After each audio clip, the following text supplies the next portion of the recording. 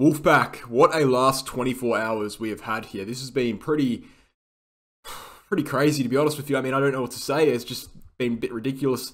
We've had CPI release, obviously, and we had CPI come down to 8.2%. However, CPI was higher than the expected 8.1%. This is something we predicted in yesterday's video. We saw the PPI, which is the Producer Price Index, go up in the month of September, and so we were expecting inflation to be higher than expected, and it was higher than expected. It was 8.2%, up from 8.1% expected, but it wasn't higher than what it was last month. And this is what I mean.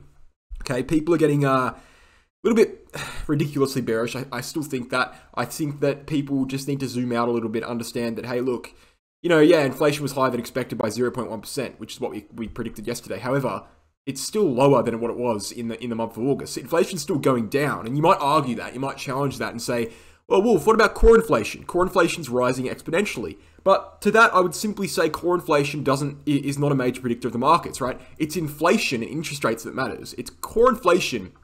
But all we need to do really is go to the 10-year chart, all right, and understand it. All we need to do to understand what core inflation actually does to the markets is go to a long-term price history, 25 years, for example. Look back at when the bottom was in, when the top was in, or the bottom, the same thing, was in for core inflation. Relate that back to the stock market, and then do the same thing for regular inflation, and understand that regular inflation is a much better predictor of where markets go than core inflation. So I think the overemphasis on core inflation that some people have is a little bit misguided. Potentially they haven't cross-checked the data. It simply doesn't determine markets as well as regular inflation and interest rates do. Regular inflation is what you need to be looking at, and that's my honest opinion. And looking at regular inflation, I mean, all we need to know is the fact that it's going down. It's slowly trading downwards. It topped out, what was it, June? June it would have topped out, and that's when we had the local low on Bitcoin. And on the S&P 500, that's when we had the low here at 3,600. Now, I'm not saying the market's bottom is in, because I don't think it is. I still think we need to at least retest for lows. I made that very clear. We haven't done that yet. But I will say that, people calling for sub 10K, it's still unjustified. In fact, it's even more unjustified than it was last month, because inflation has proven yet another data point that it's going downwards. Yes, it's a slow decrease, but it is happening. Now, what I will note is the fact that, on yesterday's release, okay, and before yesterday's release, the chances of a 50 basis point hike in the next Federal Reserve FOMC meeting was actually around 30 to 40%. Now it's gone down to 0%, okay? Now the chances of a 75 basis point hike are 99.7%. So yes, I mean, inflation wasn't where it needed to be. It was a bit higher, and the reaction for that has been, the Federal Reserve is much more likely to raise by 75 basis points in the date of the 2nd of November. So that's bearish, right? Because obviously, the longer the Federal Reserve raises rates, the less likely it is for the markets to bottom out. And by markets, I mean the stock markets, right? I don't mean Bitcoin, because I've made it very clear in the past, Bitcoin does not follow what the stock markets do. If you want evidence of that, all we need to do is look at when the stock market topped in January, and when Bitcoin topped, which is in November. By the time the stock market topped out, Bitcoin was already down 40%. The same thing can happen to the downside, right? Bitcoin reacts first. If there is an indication of the markets bottoming, Bitcoin will be the first thing to react. It moves quicker than the traditional markets, right? It will bottom out first, it will top out first. That's how it works, okay? And the 4-year cycle has been absolutely and fundamentally precise throughout every single move that's been made here. And I want to really shout at the 4-year cycle. 4-year cycle says Q4 bottom. Guess what? We're in Q4. We will be seeing a bottom in Q4. I think we will be retesting the lows at least, or going below that. Worst case scenario on Bitcoin, we go down to 13.8K to 11.5K. But I don't want to talk too much about, in fact, I don't want to talk too much about anything today, right, regarding macro, because what we really need to look at is short term, okay? Because macro, yeah, look, big moves, whatever, but at the end of the day, it's all the same, right? Bond yields are still going up, dollar's still getting stronger, markets are still going down, right? Same stuff. It's just the same thing. I could just reiterate it all over and over again. I could add a new little spicy things in there, but at the end of the day, it's not going to change our prediction. My prediction's very clear. Q4 bottom on Bitcoin. And what I want to look at really today, and it's a nice and short video for this reason, is the shorter term price action, okay? What have we seen in the last 24 hours? We've seen dramatic moves, okay? There's no denying that. What we've seen on Bitcoin the last 24 hours, as expected, we saw a drop upon the CPI release. We came down, okay? We came down on the CPI release, and we retested the bottom of this triangle formation. That, of course, is the critical structure for Bitcoin. This triangle formation reaches an apex at the 30th of October, meaning we will be breaking out of this triangle formation before the 30th of October, which means within the next 2 weeks, we will have broken this triangle formation. Now, the top line of this triangle formation is part of our buying plan, okay? Our buying plans, I should say. I want to briefly interrupt this video to talk about the BitGet exchange. Now, the BitGet exchange has 5 times lower fees than Binance, which is commonly referred to as the cheapest exchange in the cryptocurrency market. It's also non-KYC or voluntarily KYC, so you can stay true to the fundamental values of cryptocurrency, one of which being anonymity, of course. It's also got a security fund in there, so if you lose your funds by fault of the exchange or by personal fault, you can make a claim and actually retrieve your funds back. On top of all of this, if you sign up using my referral link, you can get access to exclusive discounts and rewards. This is the best exchange on the cryptocurrency market, and I use it personally, and so should everyone at the Wolves of Crypto YouTube channel. Now, if you're interested in actually learning how to trade for yourself, you can check out the Crypto Academy via the website link in the description below. This is a course developed by myself and Megawell Crypto, a 10-unit course taking you through every single step from step 1 to step infinite about how to become a trader. Go ahead and check that out and chuck us an email at cryptoacademycourses@gmail.com, and we'll get back to you with the full information and payment information if you're interested. Thanks guys for watching the advertisements. Let's get back into the video.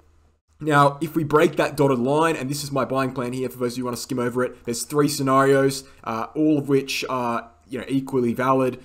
Do I think they're all going to, no, obviously they're not all going to play out, but I would say the middle one here is the most likely one to play out. However, they're all 3 scenarios, one of which covers, the first one here covers us going lower, the second one covers us bottoming out at 17.5k and coming and retesting it, and the third one covers us just breaking to the upside, which would be abnormal. Okay, so you can pause the video there and check out those buying plans. Now, it's worth noting that those buying plans are based on the 3-day chart, and the reason they're based on the 3-day chart is because the RSI downtrending line that stems back from January here, or December I should say, 2020, is based on the 3-day chart. If we close a 3-day candle above that yellow line, that would line up with a breakout of a dotted line. So we need a 3-day candle above that dotted line to confirm a breakout, and for me to begin buying Bitcoin in this scenario. Alternatively, if we go down to 18k, I'll buy Bitcoin as well. Now, I've actually already bought... Okay, I already bought Bitcoin in the 18k-ish kind of buying plan. I bought it 18.2k when we retested it. But realistically, the buying plan should still be valid because we'll still probably go back down there. I don't see why we wouldn't do that. In fact, it would be very abnormal if Bitcoin didn't go back down to the lows. I just think it would be abnormal, right? That just doesn't seem like something that would happen as per the 4-year cycle and as per all the analysis that I've done. But we need to cover the bases anyway. The point is back to this triangle, which is the main thing we need to be looking at here. We came down, we retested the bottom of a triangle, okay, and now we've come all the way back up in this pump that seems to have happened for no real reason. I suppose it happened because we found strong support on the bottom of a triangle, and I guess that's why it happened, but I don't really know why we kind of just dropped and pumped. This is just typical CPI behavior, just unpredictable price action out the left, right, and the center. I mean, it really is typical CPI behavior. But we've come back up, and we've retested the top now. So we retested the top of the triangle and the bottom of the triangle within a matter of 8 hours?